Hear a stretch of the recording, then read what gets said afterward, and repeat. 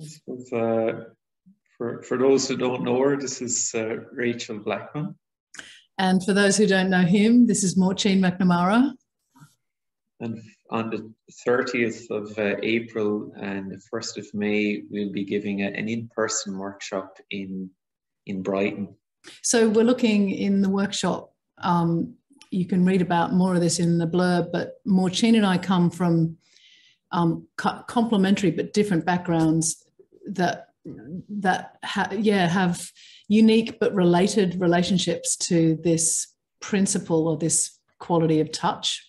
So we've got this weekend, immersive, like experience-based weekend, which is full Saturday, full Sunday, and that's in Brighton at this gorgeous space called the Studio on the 30th of April and the 1st of May. And then we're also offering as part of the ticket price a week later an online group coaching experience so that we can support you to really kind of land some of the learning and apply some of the learning in your life. And then we're also offering a free one-on-one coaching session either with Maritin or myself. Do you want to talk a little bit about the idea behind that? Yeah, so it's quite often it can be very challenging to get into the nitty-gritty of how a session can, or how an insight can benefit someone. And it's lovely to give that space then, having landed from the weekend and being able to find out what spoke to you about it, and how could you imagine it appearing, or where would you like it to appear, and giving that some time to breathe, which isn't really possible in group settings, or isn't always possible in group settings, certainly for people that might be more introverted. And I think for me the most important thing is that what we offer sticks, or not that it sticks, but that it has benefit for the. But it's useful. Yeah, it's useful because so many times I've gone along to a weekend workshop, had a great experience, and then a week or two later, it's just drifted out of my awareness completely. And so I'm really interested in this inquiry about how we grow literacy with this sensory perception that is often neglected. It's like pushed out of culture. And there's all this risk averse and fear averse, or it becomes sexualized, or it becomes about punishment, or it becomes about parenting, or kind of transactions like shaking hands, or shouldness. But how might we discover a language that works for us, that's functional and also tender, and we're kind of in possession of ourselves with it. So so this sort of idea of threat can be taken out of the room, that my nervous system can be well regulated, and I can make choices that are that feel good for me. I think we inherit these ideas of touch that are often to do with transaction. Yeah. So they're often to do with moving matter around, including bodies. And an example I like to use is, like, if a child is about to stick their finger in the plug socket, you're not interested in making sure you're well organized. You just want to get them away from danger. So there are sort of situations in which a more transactional approach to contact is really maybe even life-saving, right? Mm-hmm. But how do we grow nuance and titration, and how do we become more sensitive to be able to discern what kind of touch is required, or what's offered, or just to have be more choiceful around? Yeah. And I think one of the things that comes up for me is what you've just described is, it's intellectually complex. Oh, I see. But non-verbally, if we took, it's something we'll be exploring, but all the, if a picture is worth 1,000 words, what's a touch worth? Like, what's it like being in a room with someone that has this profound shift in perception about what touch can be? One of the things Rachel and I have given thought about as well is the workshop structure. We're giving a lot of space. This isn't a densely packed weekend. We want part of learning is resting, and the way we've kind of set out the space within the day isn't exhaustive. There's moments to rest and collect, peppered through the day, and trying to kind of prioritize that the most important experiences are covered. And there's an element of killing our darlings with it. That there's so many things. I think if we spent a week on this, we'd still only be scratching the surface. But what's the most important things we can share with you is really at our forefront. Yeah, and so hopefully you'll come away from the weekend with some tools for self-care that are very applicable and usable, and also some tools for the way in which you come into contact with others, whether that's your children or your spouse or your friends, how we self-connect and how we connect with other. And that might be useful for anyone who's feeling touch-starved, right?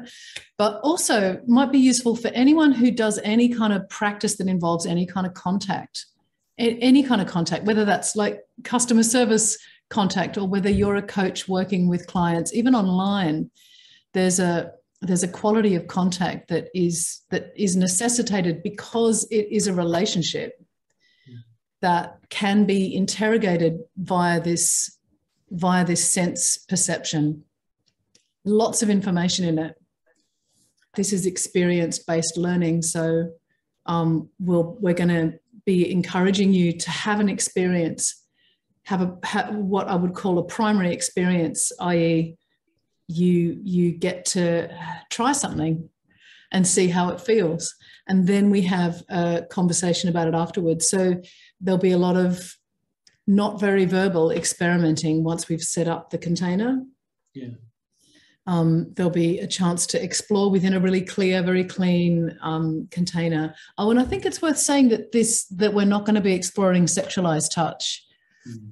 And yeah, is there anything more to say on that?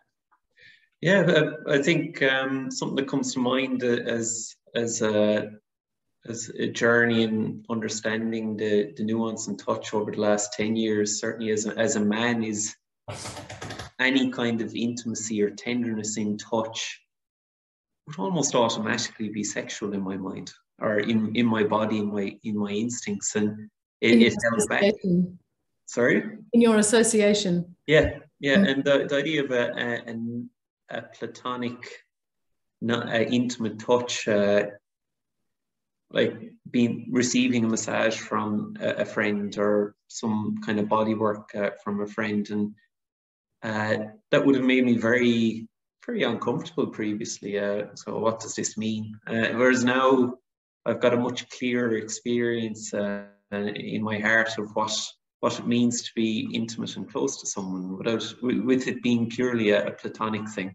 I think anyone that has done a lot of kind of body work or yoga courses or embodiment courses would notice that generally there's a dearth of men, and so I hope that we can encourage or bring some more men who might be on the verges of these types of reflections and conversations, that they can come into this space as well, because it's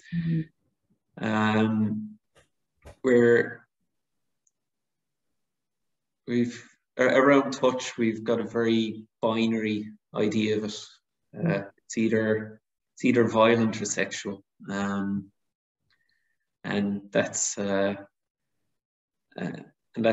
root of a lot of challenges, a lot of problems that we face in the world. Everyone suffers for this perception of how touch is as a man. And I think it's so important that we can move away from that. Yeah, and as a woman too, I'd say. And so the workshop is really immersing in the third way. What might a third way be?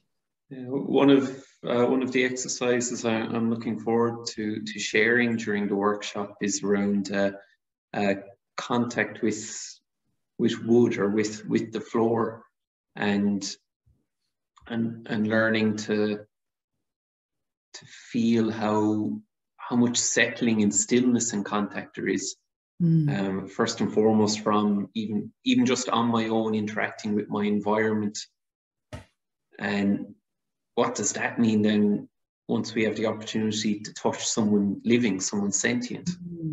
And maybe something that it's helped me with is learning to maybe clean up what's my stuff and what might be someone else's stuff around a situation. It doesn't necessarily have to be around touch, but just by learning to appreciate how it can interact with the world around me, and how much tension there might still be in me, even when it's just me. And that brings up a really lovely exploration or an inquiry that's very alive in Feldenkrais, which is how can I be well organized in myself in order to offer the maximum possibility of offering a quality of contact that is easeful and enjoyable and non-interventionalist. So we're going to be looking at some exercises that help you explore that for yourself as well.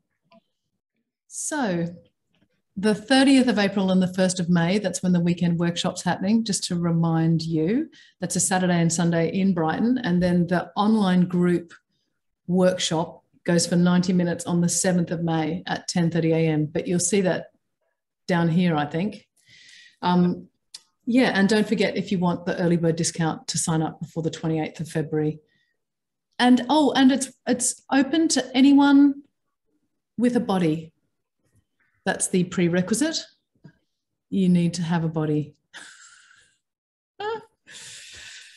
Okay, so we need to book your tickets, Maureen. Yeah, they're going to sell out quickly, I think. Yeah. Okay, so see you, hopefully see some of you there. Yeah.